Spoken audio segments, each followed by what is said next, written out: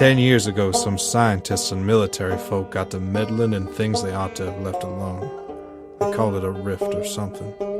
Now the whole damn Earth is mostly empty, and she's about to breathe her last breath. I don't reckon I know exactly what's causing all this, but I know what I've seen and heard since then, and I think at this point I'm probably the only fellow around anymore who cares to do anything about it. See, after the rift was sparked, things everywhere started getting strange. There were a few reports, and I guess the government stepped in, so we heard nothing. Wasn't long after that when most of the population started to waste away real fast, like in a matter of days. Some people closer to the rift actually started to change. This went on for a few days, and nobody could think to help themselves. We were all just dying and somehow didn't notice. Some of us snapped out of it, but most everyone's gone at this point, and I figure I haven't seen anyone but Bounder for months now.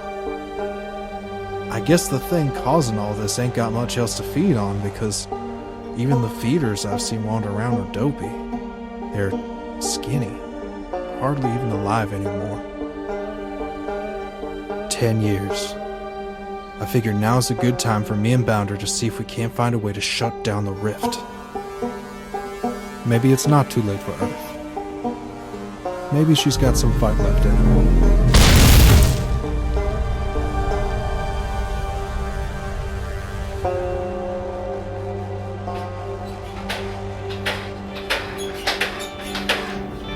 My name is Barry Collins. I'm a game developer. I've been doing this for 14 years professionally and much longer just for fun. Not gonna happen. My heart and soul is really in the idea of telling the games that are in my head and not continually for the rest of my life telling everybody else's stories.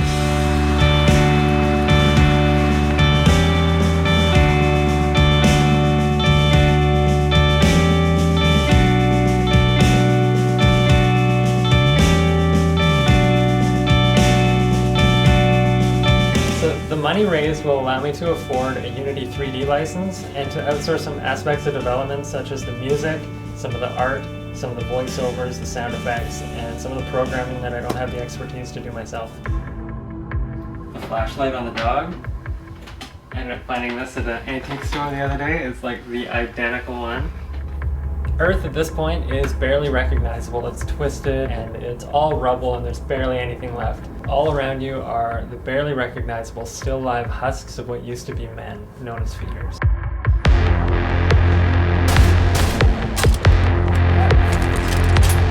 At one point, they were bloated and massive, and now, since there's nothing left to feed on, they're wasting away. Depending on how close they are to the rift, they'll have mutated to different degrees. So expect lots of variety in shape, size, and style.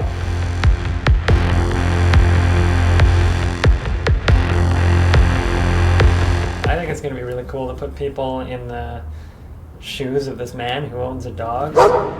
Bounder, make yourself useful. Find me some ammo. There's a certain responsibility that comes along with that, and it's going to be neat to see how the different players respond to that. I've already seen it with some of the play testing I've done, where some people really glom onto the dog. The game is really inspired by true blue shooters like Quake 1 and even more scenic, slow-paced games like Dear Esther and Journey, Eco, and Shadow of the Colossus. The goals for Ashen Rift are simple, but they're going to require some attention to maintain that simple and delicate balance. So for starters, I really want to shy away from the standard trigger-happy gameplay of most first-person shooters right now. I really want to make guns and ammo quite sparse in the game. Good boy. And this is going to force the players to become resourceful and think of new methods of how to survive hostile encounters. Damn, rockets. Bounder, don't fetch these. Stay, Bounder. Stay. So the four major elements to interact with in this game are the world, the dog, the objects within the world, and the enemies and other non-player characters. Number one, the world. Interacting with the world will be done by means of terrain destruction, putting craters in the ground with explosives, or fracturing giant pillars of rock, sending them crumbling down on enemies, as well as the typical flicking of switches and opening of doors. Number 2, the dog. Interacting with Bounder will be done through a circle menu. The player will be able to select various commands which will then shout at Bounder, telling him to be quiet when there's enemies encountering you, telling him to stay close when you're trying to hide in a bush, etc. Hey, Bounder. Quiet. Number 3, objects within the world. You can either pick up objects within the world and throw them, or pick them up and place them differently to, say, set a trap, for example. Or you can pick them up and store them in a backpack. In some more creative cases, this could entail picking up a gas can, dumping out its contents, and setting it ablaze. Number 4, the enemies and non-player characters. Interacting with the enemies and non-player characters will be done either to the aim of killing them, or manipulating them, or just avoiding them altogether. The 4-way dynamic created between these elements is subtle, but full of potential. Out of gas. Fuck. Come on, boy. Won't be too much longer. What the fuck is that? Shit! Quiet!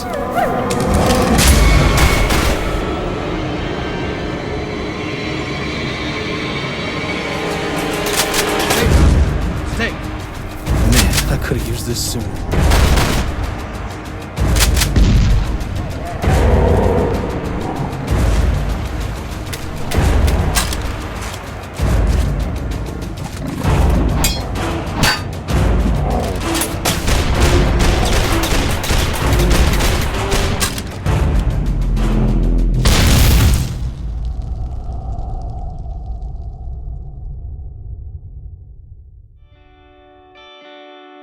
So on the surface, this is a game about a man and his dog in a world full of tossable objects and enemies which seek to devour you. But the world itself and the moments of interaction within will be wide open for the players to craft into their own version of what should happen. So please join Bounder and his master on their journey to discover more of what's at the root of Earth's plight.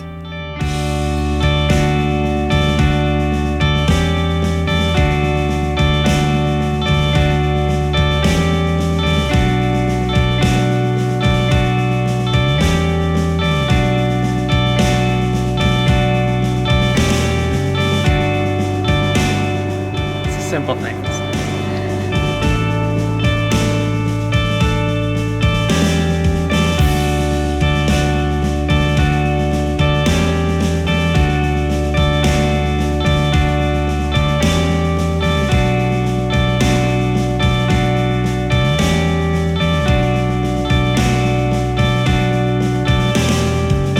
So the reason why I decided to call the game Ashen Rift, A Man and His Dog, is because I made a prototype with a cat, and Ashen Rift, A Man and His Cat just didn't work.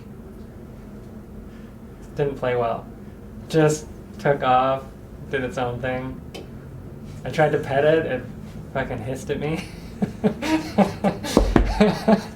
And then I shot it, and that was the end of the game. Oh my god. You shot the cat?